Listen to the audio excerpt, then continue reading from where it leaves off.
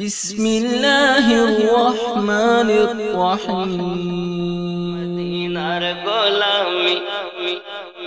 আপনাদের আওয়াজ হবে যত, আমার মিটার গরম হবে তত। আর আপনারা যদি চুপ থাকেন কাজ হবে না। মোহাব্বতে বলতে হবে মদিনার গোলামি চাই, আর কিছু চাই না। একজন আশিক রাসূলের জন্য এর থেকে নসিব আর কি। মদিনার গোলামি আমায় দে ও মদিনা ওয়ালা, মদিনার গোলামি আমায়, আর জোরে মদিনার গোলামি আমায় দে ও মদিনা ওয়ালা, মদিনার গোলামি আমায় দে। গোলামে মুস্তাফা যারা সঠিক ঈমান পেল তারা, গোলামে মুস্তাফা যারা সঠিক ঈমান পেল তারা, সেই ঈমান নসিব করে দে ও মদিনা ওয়ালা, মদিনার গোলামি আমায়, আর জোরে মদিনার গোলামি আমায় দে। সবাই বলছেন না মদিনার গোলাম তিনি হয় আল্লাহ যাকে কবুল করে নেয়। জোরে বলুন আরো মোহাব্বত। মদিনার গোলামি আমায় ও মদিনা ওয়ালা, মদিনার গোলামি। বাগদাদের ওই জমিনেতে গাউসে পাক শুয়ে আছে, বাগদাদের ওই জমিনেতে গাউসে আজম শুয়ে আছে। এক নজরে ওলি বানাই দে ও গাউসে আজম, এক নজরে ওলি বানাই দে। মদিনার গোলামি আমায় দে ও মদিনা ওয়ালা, মদিনার গোলামি, আরো জোরে মদিনার গোলামি আমায় দে ও মদিনা ওয়ালা, মদিনার গোলামি। হলদি বাড়ির জমিনেতে আল্লাহর ওলি শুয়ে আছে, হলদি বাড়ির জমিনেতে আল্লাহর ওলি শুয়ে আছে। তাহারি আশিক বানাই দে ও মদিনা ওয়ালা, মদিনার গোলামি, আর জোরে মদিনার গোলামি আমায় দে ও মদিনা ওয়ালা, মদিনার গোলামি। আজমিরের ওই জমিনেতে খাজা পিয়া শুয়ে আছে, আজমিরের ওই জমিনেতে খাজা পিয়া শুয়ে আছে। মদিনার খুশবু লাগাই দে ও খাজা পিয়া, মদিনার খুশবু লাগাই দে। মদিনার গোলামি আমায় দে ও মদিনা ওয়ালা, মদিনার গোলামি আমায় দে। জোরে বলুন সওদাগরানের জমিনেতে আলা হযরত শুয়ে আছে। সুবহানাল্লাহ বলেন। সওদাগরান গ্রামটির নাম, জায়গাটার নাম সওদাগরান, জেলাটা বেরিলি। বেরিলির ওই সরজমিনে আলা হযরত শুয়ে আছে, নবীর প্রেমে জীবন দিয়েছে ও মদিনা ওয়ালা, মদিনার গোলামি আমায় দে, মদিনার গোলামি আমায় দে ও মদিনাওয়ালা মদিনার গোলামি আমায় দে ও আহারের সরজমিনেতে আমার হুজুর শুয়ে আছে ও আহারের সরজমিনেতে আমার হুজুর শুয়ে আছে ইমামে রব্বানির ফয়েজ দিয়ে দে ও আহারি মদিনার গোলামি আমায় দে মদিনার গোলামি আমায় দে ও মদিনাওয়ালা মদিনার গোলামি আল্লাহ কবুল করেন আরো জোরে বলুন আল্লাহুম্মা আমিন আপনাদের এই উত্তর সাবটি বাড়ি 1 নম্বর জি পালাপাড়া মাশাআল্লাহ আল্লাহ পাক আজকে আমাদের এই জালসাকে যেন কবুল করেন যারা উপস্থিত হয়েছেন আল্লাহ সকলের জীবনের গুনাহ যেন মাফ করে দেন আল্লাহ মরণকালে নবী পাকের দিদার যেন নসিবে জুটে যায় আরো জোরে বলুন আল্লাহুম্মা আমিন বাবারা আমরা হলাম আশরাফুল মাখলুকাত সৃষ্টির সেরা জাতি ও জীব মানুষ এই মানুষ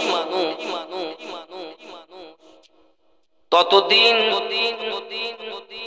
আল্লাহ পাবে না যতদিন সে নবী পাবে না এ মানুষ ততদিন নবী পাবে না যতদিন সে একজন কামেল মুর্শিদ পাবে না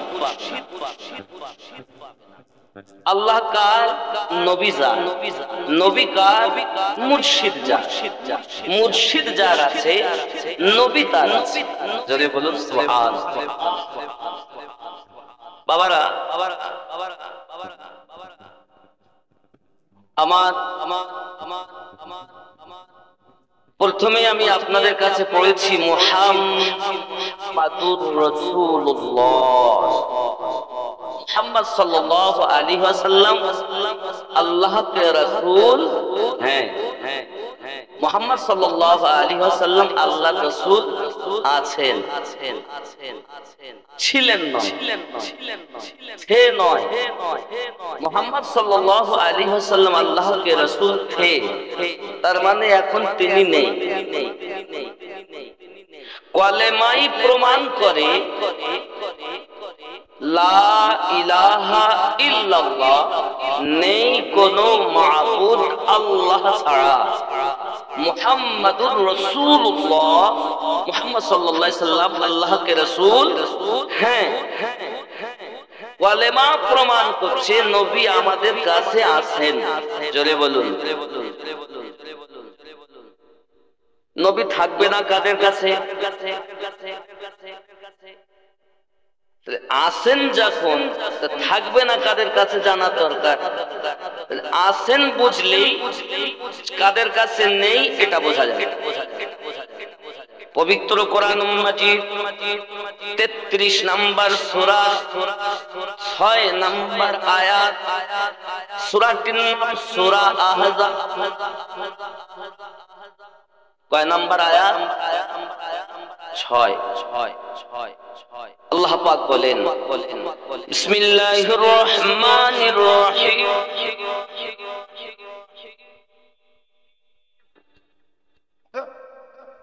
النبي أولى بالمؤمنين من أنفسهم প্রত্যেক মুমিনের জানের থেকে আরো নিকটে নবী রয়েছে তাহলে মুমিন হবে যারা নবীকে নিকটে মানবে বুঝবে দেখবে তারা মুমিন যারা নয় নবীকে পাবে না আপনারা কি মুমিন কথা বলেন না কেন? মুমিন না শুধু মুসলমান? শুধু মুসলমানের প্রতি আল্লাহ নামাজ ফরজ করেন, মানুষের প্রতি আল্লাহ নামাজ ফরজ করেননি। নামাজ ফরজ হয়েছে ঈমানদারের। কার প্রতি? যাকে বলে ঈমানদার তাকে বলে মুমিন। জোরে বলুন সুবহানাল্লাহ। বলে ঈমানদারের প্রতি নামাজ ফরজ। কারণ আল্লাহ পাক এই কথা বলেননি ইয়া আইয়ুহান নাস ওয়া আকিমুস সালাহ ওয়া আতুজ যাকাত, আই মানব সম্প্রদায় নামাজ কায়েম করো, যাকাত প্রদান করো। এই কথা আল্লাহ বলেননি। এও বলেননি ইয়া আইয়ুহাল মুসলিমুন ওয়া আকিমুস সালাহ ওয়া আতুজ যাকাত, আই মুসলিম সম্প্রদায় তোমরা নামাজ কায়েম করো, যাকাত প্রদান করো।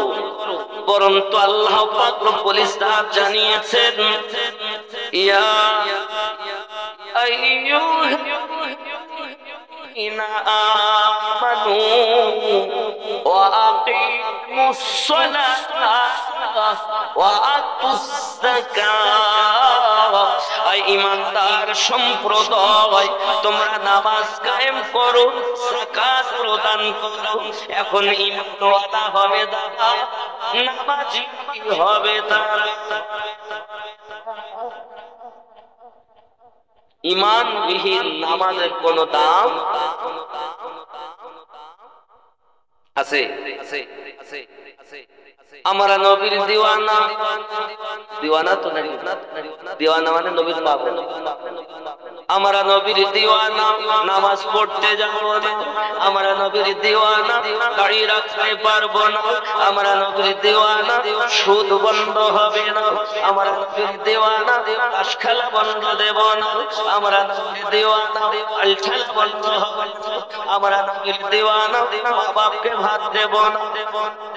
আশা করি এমন জিনিস এখানে নেই। এখানে সব আল্লাহর ফেরেশতারা নেই।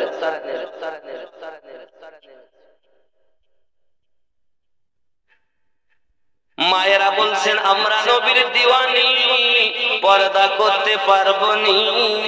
আমরা নবীর দিওয়ানি, আস্তে কথা বলবো নি। আমরা নবীর দিওয়ানি, স্বামীর খেদমত হবে নি। আমরা নবীর দিওয়ানি, শ্বশুর শাশুড়িকে ভাত দেব নি। আলাদা এরাম মনে হয় এখানে নাই। এখানকার মায়েরা খুব ভালো। একবার খেয়াল করুন, আমাদের রব আল্লাহ, আমাদের রবকে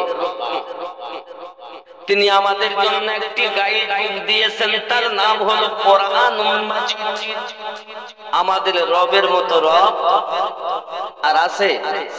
রবের মতো রব নাই।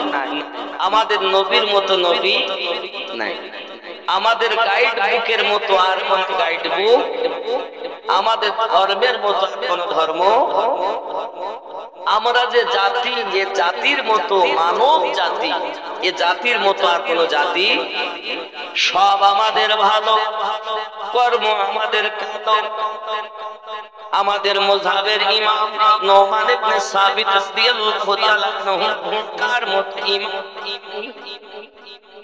সব আমাদের শ্রেষ্ঠ। কর্মটা আমাদের যদি ভালো হতো, সুপারম্যান হয়ে যেতাম, এহ জগতেও হতাম আল্লাহ পাকের নিকট প্রাপ্ত, পর জগতে হতাম জান্নাতি। ঠিক না ভুল?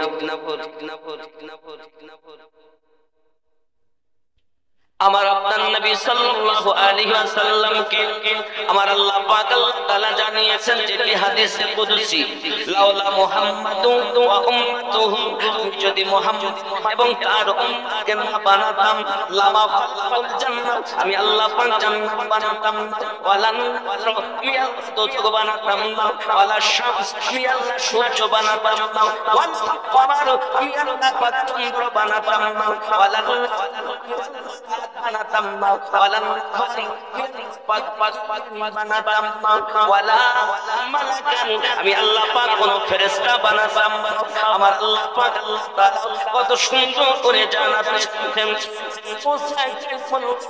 ভালো করে জেনে বুঝে দাও আমি আল্লাহ পাক আসমান যদি আমি আমার নবীর উম্মতকে না বানাতাম যদি আমার নবী পাককে না বানাই আমি করতাম ওগো আমার নবী উম্মতকে জানি আমি আল্লাহ পাক আল্লাহ তাআলা আসমান তাদের জন্য সূর্য পানি তাদের জন্য বানিয়েছি তাদের জন্য সব হবে তোমরা শুধু হবে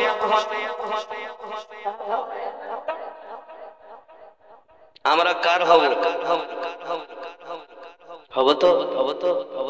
আল্লাহর যারা হয় ওরা কি আল্লাহ পাকের হুকুম অমান্য করে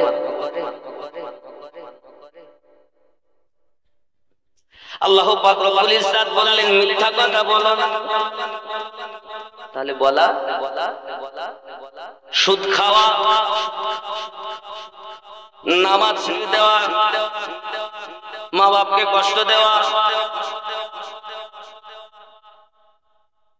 না সব করলে আল্লাহ পাবো আমার বন্ধু সম্মান আমার কর্মটা যদি ভালো হতো আমার আল্লাহ পাক রব্বুল ইজ্জত জানাচ্ছেন ও নবী মুসা জেনে রাখো আমি আল্লাহ পাক কোন ফেরেশতা বানাতাম না আমার নবীও আমি কোন নবী বানাতাম শুনে কোন নবী মুসা আমি তোমাকেও বানাতাম না যদি মুহাম্মদ সাল্লাল্লাহু আলাইহি ওয়াসাল্লাম এবং তার উম্মতকে না বানাতাম বোঝা গেল শ্রেষ্ঠতম নবী উম্মত আমরা শ্রেষ্ঠ এই শ্রেষ্ঠ উম্মত এ কখনো আল্লাহ পাকের হুকুম অমান্য করতে পারে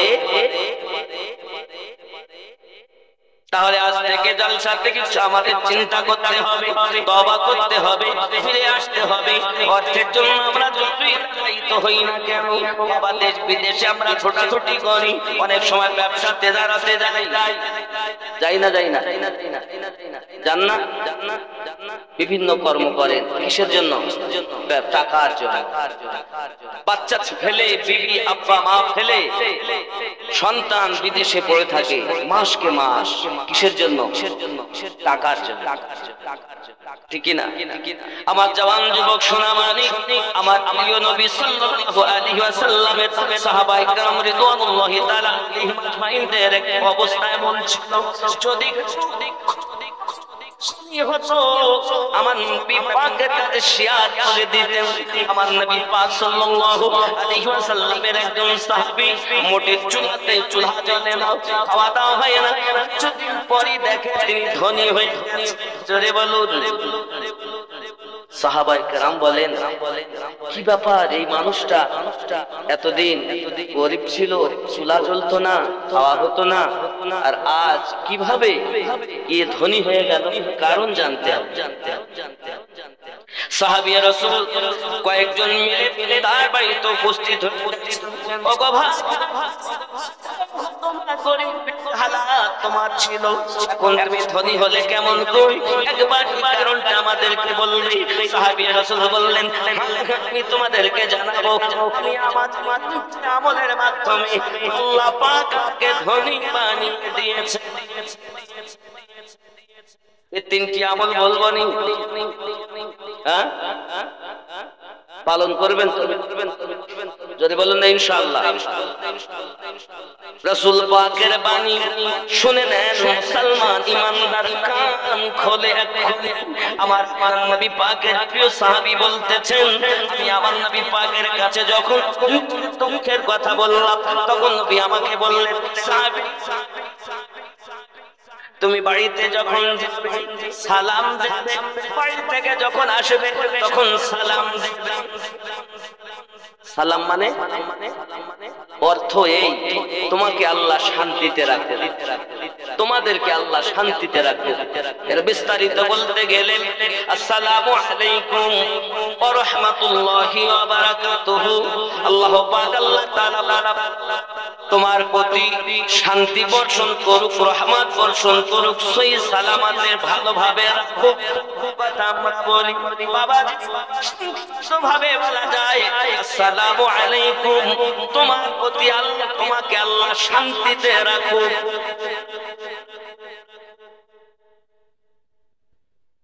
দরজায় গিয়ে সালাম। এখন মনে করুন ঘরে আপনার বিবি আছে, স্বামী বাড়ি এসেছে, যদি বাচ্চা থাকে জানবে আব্বা বাড়ি এসেছে, প্রত্যেকে বলবে ওয়ালাইকুম আসসালাম। আর উত্তর আর মনে হলো তোমাকে আল্লাহ শান্তিতে রাখো, তোমার প্রতি আল্লাহ করুণা অর্পিত বর্ষিত নাজিল করুক, রহমত বর্ষণ করুক। বাবাজি আমার সোনামানি, আমার আল্লাহ পাক আল্লাহ তাআলা বলে ওগো আমার তুমি ঘরে যাওয়া আসা 20 বার করেছো, যাওয়াতে আসাতে সালাম আদান প্রদান করেছো, মনে করেছো শান্তিতে রাখার কামনা করেছো। আমার বান্দা বান্দী সালাম আবাসে পরিণত করে নেবে। আমি আল্লাহ পাক তাআলা রহমত বর্ষণ না করে থাকতে পারি না। তাহলে সালাম দেবেন তো, সালাম নাকি দরজায়? বিবি স্বামীকে সালাম দেয় না, স্বামী স্ত্রীকে সালাম দেয় না, যার কারণে সংসারে বরকত হয় না, টাকা আনে না।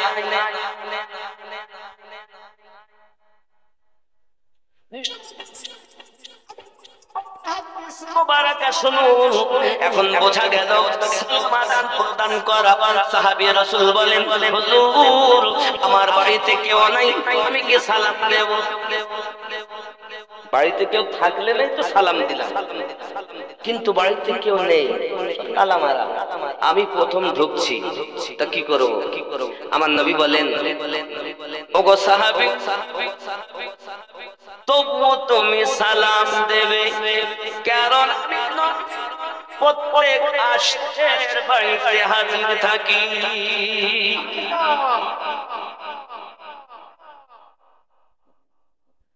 প্রত্যেক আশিকের বাড়িতে নবী হাজির থাকেন। আপনি যদি আশিক হন, আপনার বাড়ির নবী থাকবেন। সোনা মানুষের খুব ভালো করে প্লেনের ভিতরে এখন তো আমাদের ঘরে আছে, অনেকে দেখবেন বাড়িতে যায়, খুলে দাও, এরকম করে, এরকম করে, এরকম করে। আবার অনেকে বাচ্চার নাম ধরে তার মাকে ডাকে, অথবা বাচ্চাকে ডাকে। স্বামী স্ত্রীতে গন্ডগোল তো স্ত্রীকে ডাকছে না, বাচ্চাকে ডাকছে। এরকম আছে না নাই? দেখবেন, আরো খেয়াল করবেন, অনেকে আবার চুপচাপ যায়, অনেকে দরজার সম্মুখে গিয়ে করে না এরকম। আচ্ছা আপনারা যারা জ্ঞানী মানুষ, অনেক জ্ঞান রাখেন, আপনারা বলুন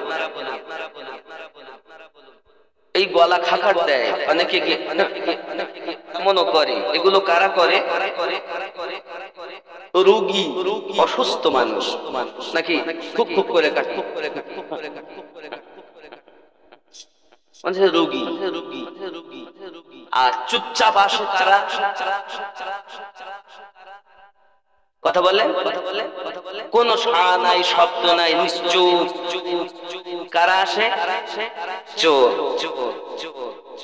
আমার আপনার নবী বলেন রোগী সেজে যেও না, চোর সেজে যেও না, আমার সেজে দরজাতে যাও, তোমার আপনজন তোমার সালামের উত্তর দেবে, আল্লাহ পাক তোমার ঘরে রহমত বর্ষণ করবে। জোরে বলুন। এখন স্বামী স্ত্রীকে সালাম দেয় না, স্ত্রী স্বামীকে সালাম দেয় না, হবে রহমত বর্ষণ হবে। এখন চিন্তা করছে আমি কেন সালাম দেব? অনেকে বলছেন আমি কেন সালাম দেব? অনেকে বলে আমি মাস্টার, আমি কেন দেব? আমি প্রধান, আমি কেন দেব? ইমাম সাহেব দেখতেছে, আমি কেন দিব? ও আমাকে দিক, তাদের ইমাম।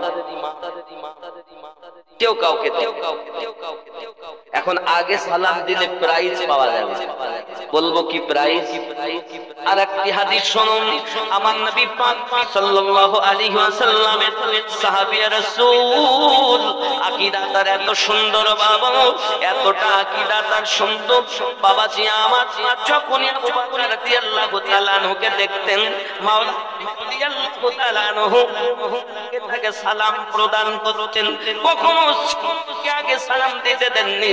সব সময় হযরতে মাওলায়ে কায়নাত শেরে খোদা হায়দারে রাদিয়াল্লাহু তাআলা আনহু তিনি আগে সালাম দিয়েছেন। জোরে বলো।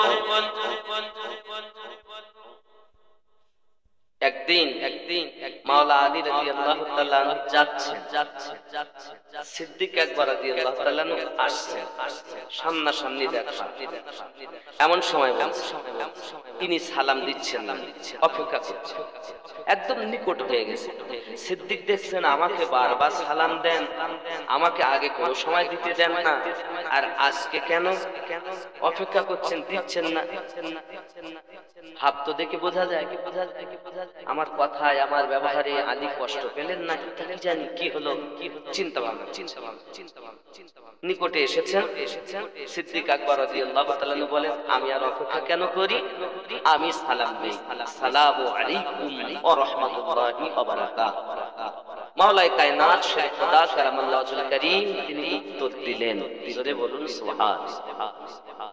দরবারে রাসূল উপস্থিত হয়েছেন, মনটা যেন খারাপ। আমার নবী বলেন, আবু বকর মনটা কেন তোমার খারাপ মনে হয়? দরুদি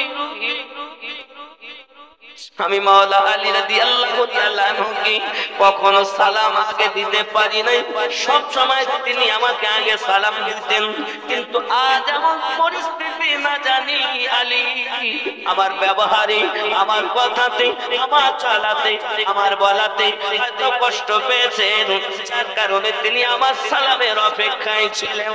আমার কোথায় আমার আলী, তাকে ডাকবো। মাওলা আলীকে ডাক দেওয়া হলো। হযরত আলী কারামাল্লাহু ওয়াজহুল কারীম উপস্থিত হলেন। দয়ার নবী আমার জিজ্ঞাসা করেন,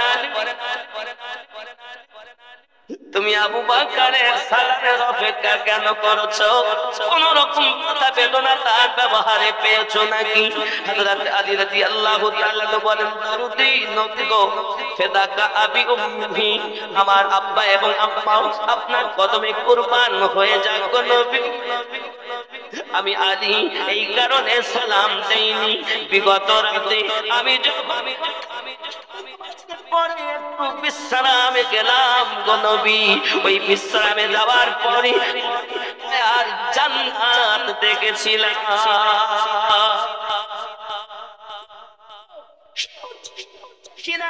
ওই জান্নাত দেখার পর আমি আলী রাদিয়াল্লাহু তাআলা আনহু ওই জান্নাতে আপনার কিনা ভ্রমণ করছি, এমন সমাতে দেখি বড় একটা সিংহাসন রাখা আছে, বড় একটা চেয়ার রাখা আছে, এই চেয়ারের গায়ে লেখা আগে আগে যারা সালাম দেবে এই সিংহাসন জান্নাতে তার নামে লেখা হবে।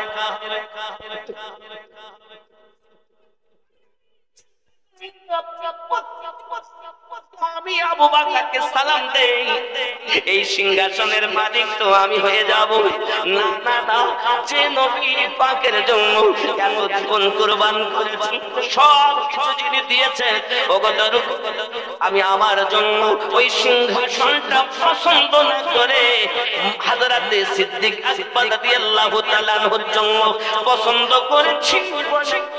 আমি সিদ্দিকের সালামের অপেক্ষায় ছিলাম। আরো জোরে বলুন না সুবহানাল্লাহ। দয়ার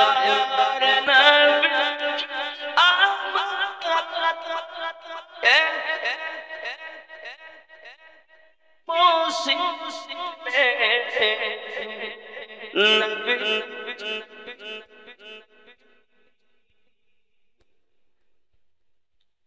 মায়ের পিতা হারা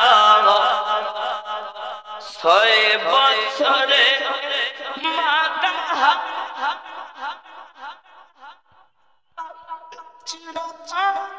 মতো নবী এতিম হইয়া যায় রে, এতিম হইয়া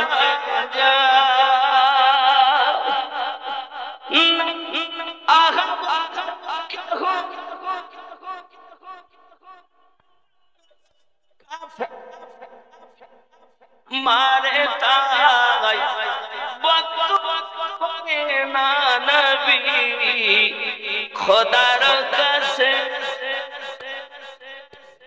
তৈয়ার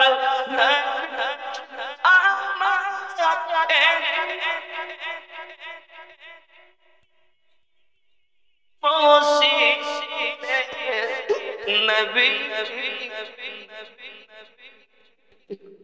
এ খেলার ছলে মাঠে বসিয়া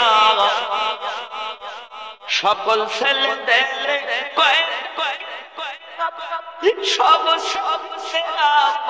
আছে আমার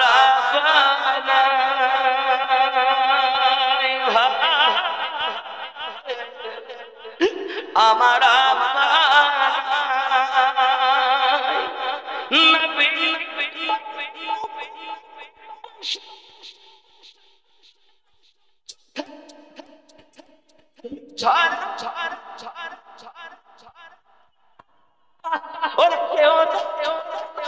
নবীর পানে চাহি দয়ার নবী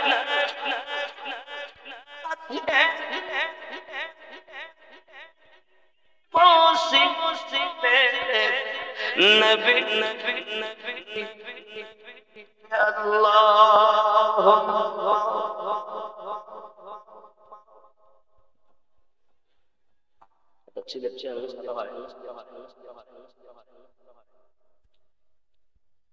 मोहब्बत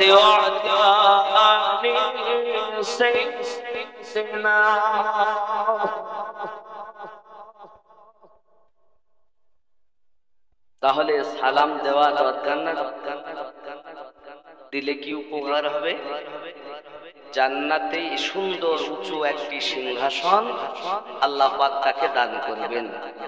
স্ত্রী যদি স্বামীকে দেয় স্ত্রী নসিব হবে, স্বামী যদি স্ত্রীকে দেয় স্বামী নসিব হবে, মেম্বার যদি মাস্টারকে দেয় মেম্বার নসিব হবে। যে আগে দিবে সিংহাসন তার হবে বলে।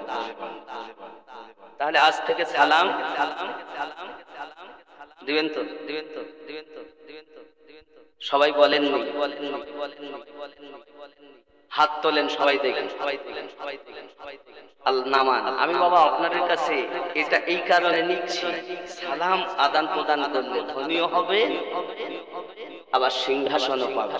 জোরে বলে নবীর বাণী মিথ্যা নয়।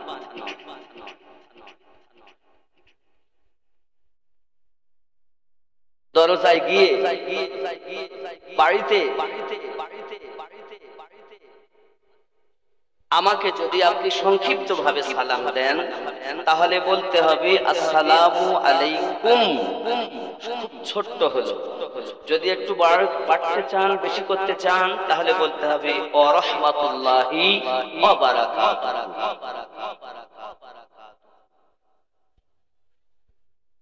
জি এটা হবে না। সালাম দেওয়ার নিয়ম হলো আসসালামু আলাইকুম, আসসালামু আলাইকুম। বুঝতে পেরেছেন? এগুলো করবেন না। তাহলে শুদ্ধ সালাম হলো আসসালামু আলাইকুম, তোমাকে আল্লাহ পাক শান্তিতে রাখো। ওয়া রাহমাতুল্লাহি ওয়া বারাকাতুহু, রহমত বর্ষণ করুক, বরকত বর্ষণ। ঠিক কিনা? কিনা? কিনা?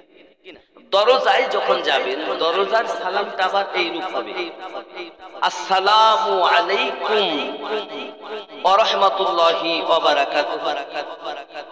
এত এতটা যদি আপনি লম্বা বোধ হয় ছোট্ট করে দিতে পারেন, আসসালামু আলাইকুম ইয়া আহলাল বাইত, ইয়া আহলাল বাইত, তোমাদেরকে আল্লাহ শান্তিতে রাখুক, বাড়ির ভিতরে যারা বসবাসকারী।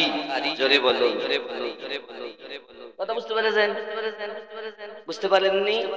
তাহলে আসসালামু আলাইকুম মুখস্থ আছে, ইয়া আহলাল, ইয়া আহলাল আজকে মুখস্থ করে নিয়ে ভুলবেন না।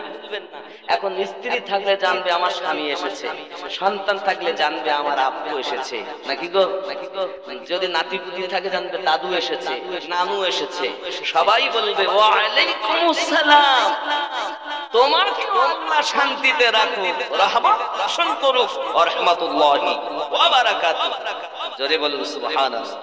আরো বেশি করতে পারেন, লম্বা করলে লম্বা হবে। ওয়া রাহমাতুল্লাহি ওয়া বারাকাতুহু ওয়া মাগফিরাতুহু, আল্লাহ তোমাকে ক্ষমাও করে দিক। ওয়া জান্নাতুহু, আল্লাহ তোমার জান্নাতের উচ্চ মাকাম দান করুক। সংক্ষিপ্ত ভাবে দিতে গেলে আসসালামু আলাইকুম। এখন এখানে আর একটা জিনিস বলি, একজন থাকলেও কুম আমরা ব্যবহার করি, পাঁচজন থাকলেও কুম আমরা ব্যবহার করি কি করি? কা এক বচন, কুম বহু বচন, ঠিক না? আমার আপনার নবী সাল্লাল্লাহু আলাইহি ওয়াসাল্লামের প্রিয় সাহাবী বললেন, আমার নবী পাক আমাকে প্রথম সবক দিলেন ঘরওয়ালাদের সালাম দেওয়া। 2 নাম্বার আমাকে নবী পাক বললেন, সাহাবী শুধু ঘরওয়ালাদের সালাম দিও না, আমি নবীকেও তুমি একটু সালাম দেবে। এখন নবীকে সালাম কিভাবে দেব? বাবা আমার বাড়িতে দাঁড়িয়ে আসসালাতু ওয়াসসালামু আলাইকা ইয়া রাসূলুল্লাহ, জোরে বলুন। কাকে সালাম দেবে? নবীকে।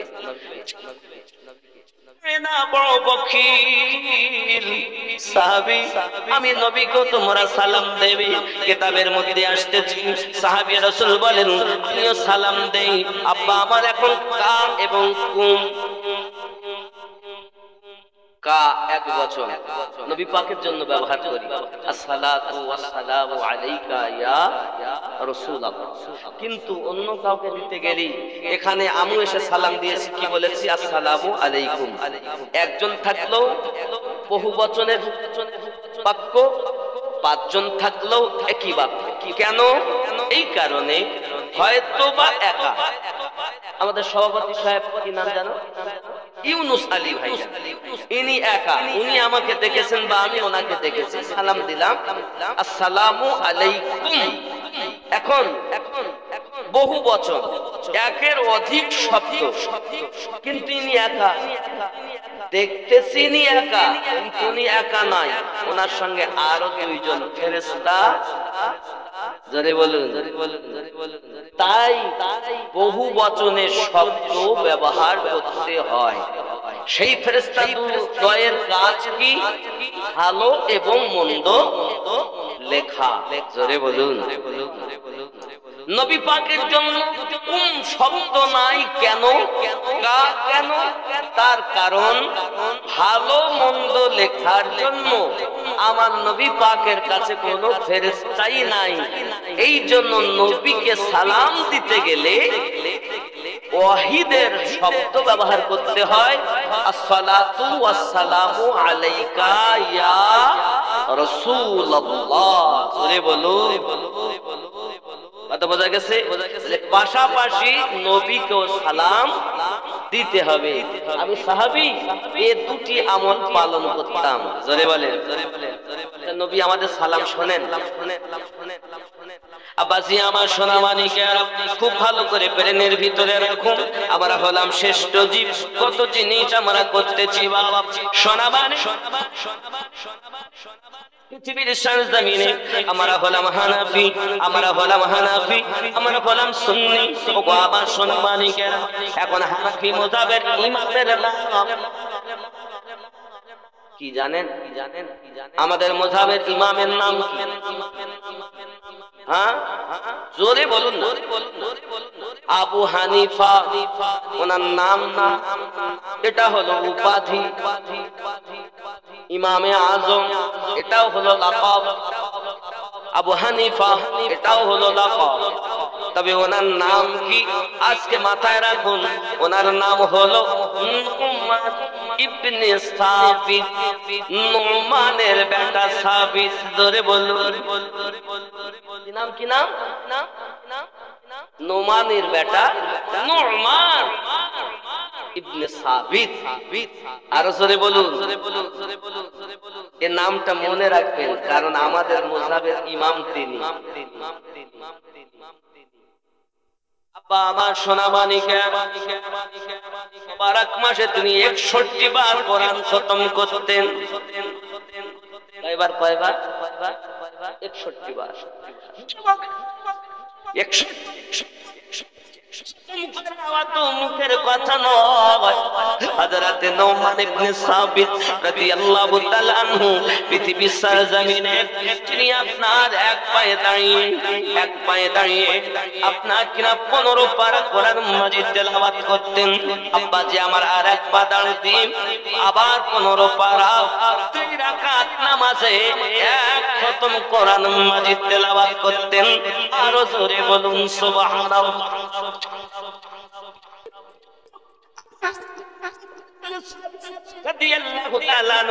প্রত্যেক দিন রাতের বেলাতে এক খতম কোরআন মাজিদ, দিনের বেলাতেও এক খতম। বাবা 30 দিনে হতো 60 খতম। আর তারাবির নামাজ 30 রাকাতে উনি এক মাসে করতেন এক খতম। এই মোট 61 বার খতম করতেন। ইমামে আযম নুমান ইবনে সাবিত হুজুরের খতম ফুলে ফুলে মোটা হয়ে যেত। আল্লাহ পাকের বলতেন, আল্লাহ আয় আমার মালিক, আয় আমার রব, আমি ইমামে আযমকে যদি মানুষ না বানায়া গাছের পাতা বানাইয়া দিতি, অবলা নুমান ইবনে সাবিতকে খেয়ে নিত। কিয়ামতের দিন হিসাব দিতে হতো না।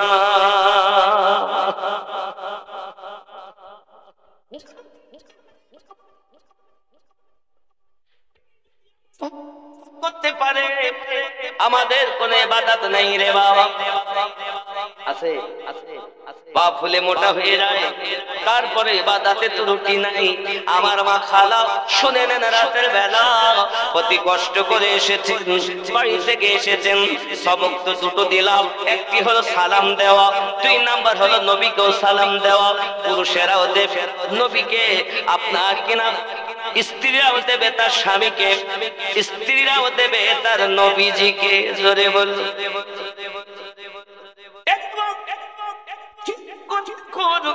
আমার মা খালা আপনারা করবেন না খালা পালা। পৃথিবীর সরজমিনে আম্মা জান ফাতেমা জোহরা রাদিয়াল্লাহু তাআলা আনহা সারা রাত ধরে আল্লাহর ইবাদত বান্দাগি করেছেন, নামাজ পড়েছেন। বাবা হঠাৎ মুয়াজ্জিনের আযানের ধ্বনি এসেছে, আল্লাহু আকবার, আল্লাহু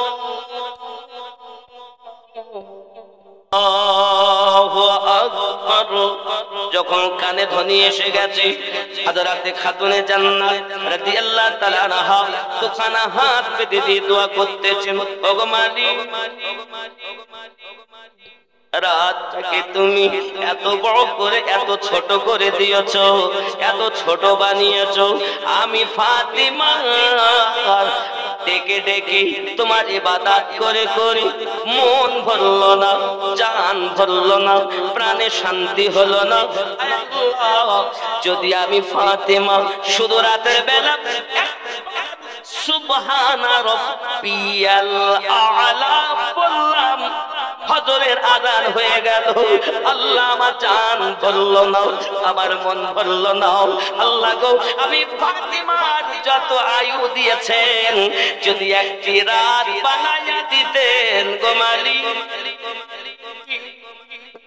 আমি তোমায় ডেকে ডেকে অবলা মনকে সান্ত্বনা দিতাম। আম্মাজানের রাত ছোট আর আমাদের জন্য কত বড়। ফেসবুক চালাচ্ছি, এখানকার যুবকেরা খুব ভালো, ফেসবুক দেখে, সিনেমা দেখে, সিরিয়াল দেখে। বুঝাতে চাই বাবাজি মায়েরা, পৃথিবীর সরজমিনে আমাদের জন্য ইবাদত হবে এমন যেমন আমাদের ইমামে আজম করেছেন, আমার মায়েদের নামাজ হবে তেমন যেমন খাতুনে জান্নাত করেছেন। আরো জোরে বলুন সুবহানাল্লাহ। তো ইবাদত পা ফুলে মোটা, তারপরে ইবাদতে ত্রুটি। আর আমরা কি করি? পাঁচ ওয়াক্ত পড়লে তো রাতে, ঠিক না ভুল? বাবাজি আমার সোনা মানিকেরা, 3 নাম্বারটা আমি একটু পরে বলবো, কারণ 3টি আমলে ধনী হওয়া যাবে। সোনা মানিক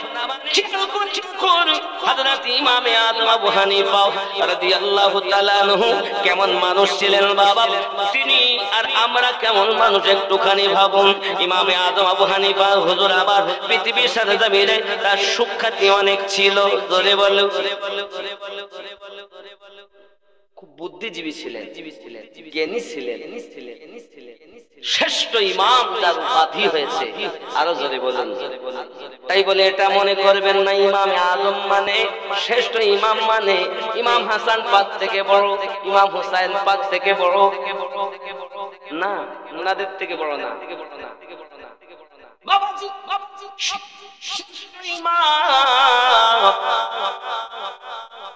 মুসাবের মধ্যে আমাদের ইমাম, কিন্তু আহলে পাকের মধ্যে সর্বপ্রথম ইমাম। যেন ভুল বুঝবেন হয়তো মাওলা আলী থেকে ইনি বড় ইমাম, এটা নয়, মুসাবের মধ্যে ইমাম।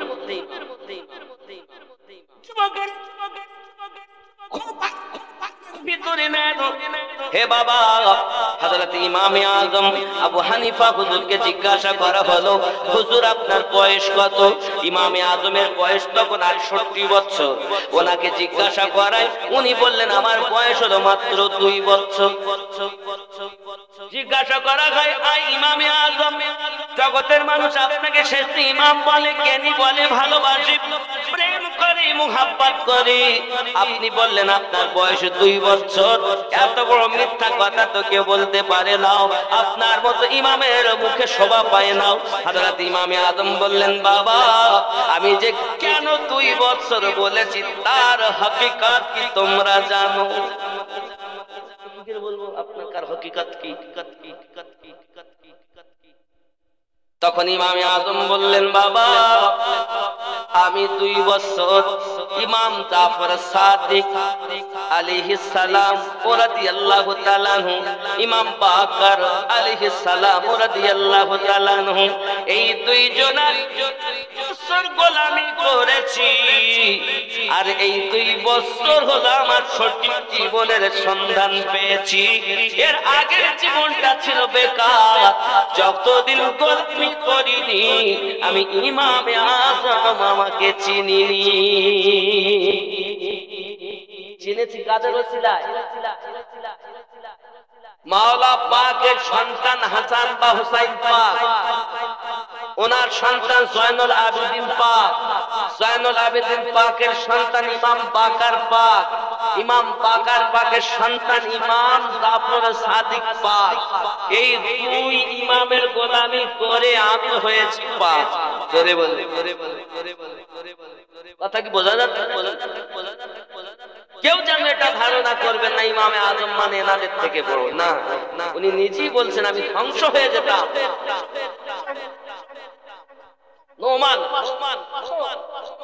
যদি ইমামের গোলামি না করত। জোরে কর। নবীর আওলাদের হালাত যদি এই হয়, আমার নবীর অবস্থা কি হবে?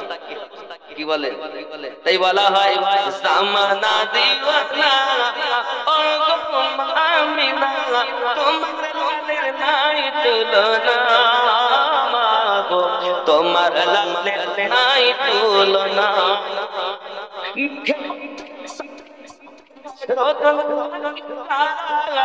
গরম মায়ের শীতল হয়ে যায় বদনে হাওয়া খালি সংসনে খেজুর পাখিনে সকানা মাগো তোমার নাই তুলনা সরে বল আরো জোরে বলুন হঠাৎ করে মায়ামি না দেখলে যেন পাই ছেলের নূরে সারা জগৎ আলোকিত হয় আতক সহকারে নূর নবীজিকে ঘিরে আতক সহকারে নূর নবীজিকে ঘিরে নূরে দোলো নাই দোলায় মাগো তোমার লালে নাই তুলনা জামানা দিওয়ানা ও গো মামিনা তোমার লালের নাই তুলনা মাগো তোমার লালের নাই তুলনা মোদের নবীর জন্ম হলো যেদিন মক্কায় জোরে বলুন ভাই মোদের নবীর জন্ম হলো যেদিন মক্কায় শুকনো গাছে ফুল ফুটিল মরু সাগরায় মাথা নত করে আল্লাহর দরবারে মাথা নত করে আল্লাহর দরবারে জানাই শুভ কামনা মাগো তোমার লালের নাই তুলনা জামানা দিওয়ানা আরো জোরে বলো না আরো জোরে হবে না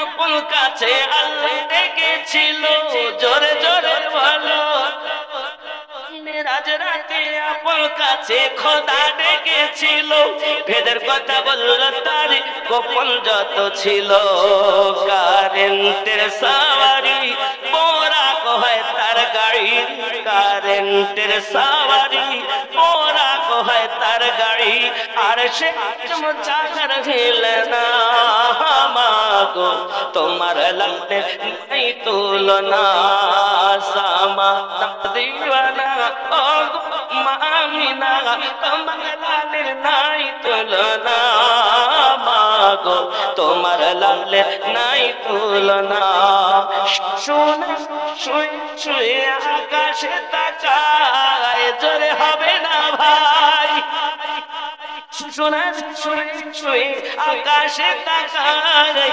জান্নাতের হুর গলে মা সালাম জানাই নবীর এক ইশারায় কাছে সে সালাম জানাই নবীর এক ইশারায় কাছে সে সালাম জানাই আসমান ছাদ জাগার খেলনা মাগো তোমার লালের নাই তুলনা জামানা দিওয়ানা ও গো মামিনা তোমার লালের নাই তুলনা মাগো তোমার লালের নাই তুলনা পারসের ঝাঁকি ঝাঁকি আমি নাকি কয় তোর মুস্তাফাকে দেনা মাগো সঙ্গে নিয়ে যাই পারসের ঝাঁকি ঝাঁকি আমি নাকি কয় তোর মুস্তাফাকে দেনা মাগো সঙ্গে নিয়ে যাই যাব মেশচরণে থাকবে শানে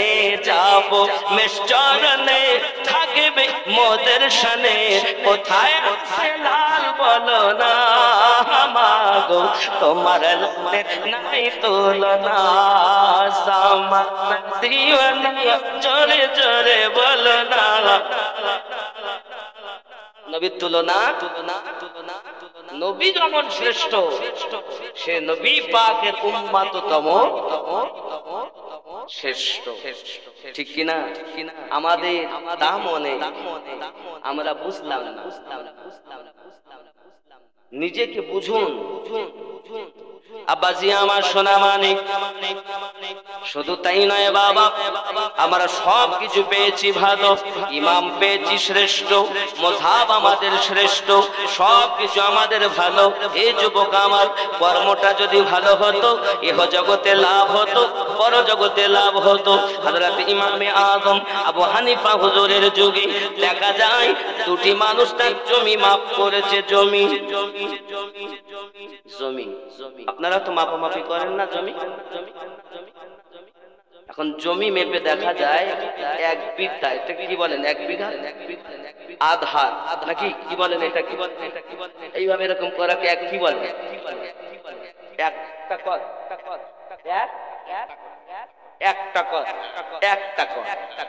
একটা কর জমি বেশি হয়ে গেছে।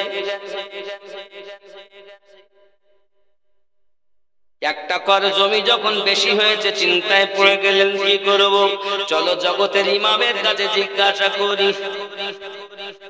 এখন ইমামে আযম হুজুরের কাছে গেলেন। এ সোনা মানিকেরা আমার, এমন সময়তে গিয়ে দেখতেছেন ইমামে আযম উনি মুশকি যাতে পানি নিয়ে রাস্তা দিয়ে আসছেন। চিন্তা করছে হুজুর কষ্ট করে পানি আনছে আর আমরা মশলা জিজ্ঞাসা করব, ফতোয়া জিজ্ঞাসা করব। হুজুর আমরা একটু এসেছিলাম। বলো বাবা বলো। হুজুর আপনি তো কষ্ট পাবেন, পানি মুশকিজাটা নিচে নামান, আমরা একটা মশলা জিজ্ঞাসা করতে এসেছি। তো হুজুর নিজের কাঁধ থেকে মুশকিজাটা হাঁটুর উপরে রাখলেন, রেখে বলছেন বাবা বলো। হুজুর আপনি ওটা নিচে নামেন, আপনার কষ্ট হচ্ছে, নিচে নামিয়ে রাখুন, কষ্ট হচ্ছে। না বাবা রাখবো না। হুজুর কেন? আমাদের যে কষ্ট হয় আপনার কষ্ট দেখে। ইমামে আযম বললেন বাবা আমার এই মুশকিজাত গলাটা ভিজে আছে বাবা, পরের জমিতে যদি রেখে দেই তার জমির কিঞ্চিত মাটি আমার এই ভিজা মুশকিজার তলাতে লেগে যাবে, কিয়ামতের দিন হিসাব দেওয়া যাবে না।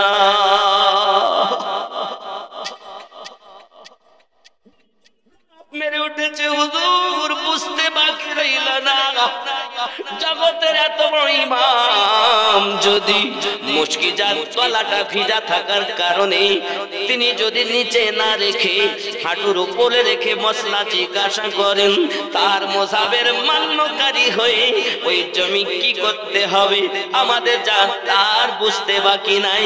হুজুর আমাদের মশলা পেয়ে গেছি।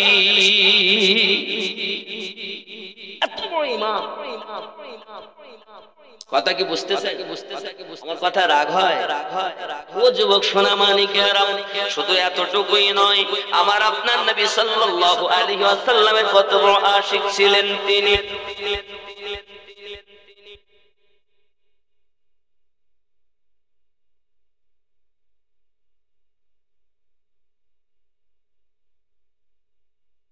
জন্য মদিনাতে আগে হয়, আমাদের জন্য আগে হয়েছিল কাবা, পরে হয়েছিল মদিনা।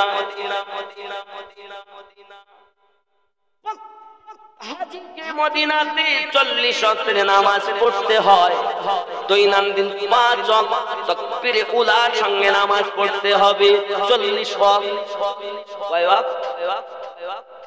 কোথায়?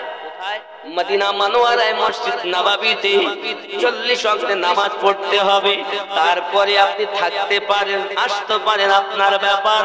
কেউ বা 10 দিন, কেউ বা 12 দিন, কেউ বা 13 দিন, কমপক্ষে 8 দিন থাকতেই হয়।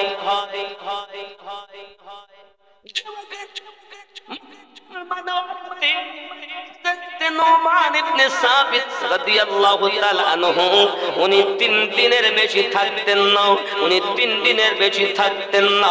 ও সোনা মানিকেরা, সবাই জিজ্ঞাসা করে ও গো জগতের ইমাম, আমাদের জন্য 40 ওয়াক্তের নামাজ পড়ে আপনার 8 দিন থাকতে হবে, আর আপনার জন্য 3 দিন। এই জন্য তো লোকে বলে ঘোরানোর ফিরানোর আছে মসজিদে। অনেক সময় দেখবেন অনেকে বলে মৌলবীদের ঘুরানোর ফিরানোর আছে, বলেন না এরকম? বলেন মানুষ বলে মৌলবীদের দোষের কুল নাই, বেশি যদি খায় তাও দোষ, যদি কম খায় তাও দোষ। বলছে আর কত খাবে, খেয়ে খেয়ে আর যদি বেশি দেখেছো ওই শুধু মুখ আর সব পেট, কত খায়, কম খেলেও দোষ, বেশি খেলেও আবাজি আমার সোনা মানিক। ইমামে আজম বলেন বাবা হাকিকতকে তোমরা বুঝলে নাও। শরিয়াত হলো 8 দিন থাকতে হবে শরিয়াতের হুকুম। কিন্তু তোমরা জানো না আমি ইমামে আজমের মোহাব্বত ওটা বলে না।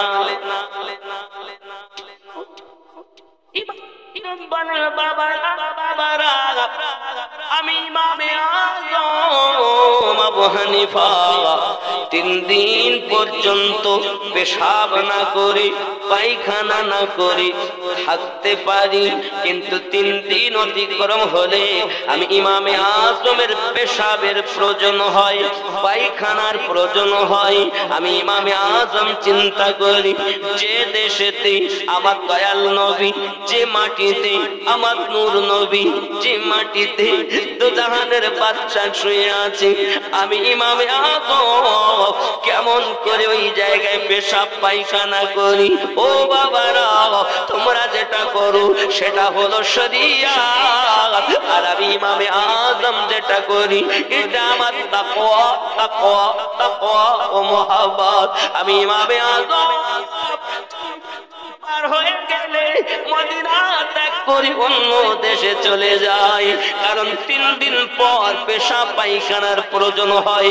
যে দেশে নবী শুয়ে আছেন ওই দেশে পেশাব পায়খানা করার জায়গা আমি ইমামে আজম খুঁজে পাই না। আমার মোহাব্বত মেনে নেয় না বলে আমি মদিনা ত্যাগ করে দূরে চলে যাই। জোরে বলুন।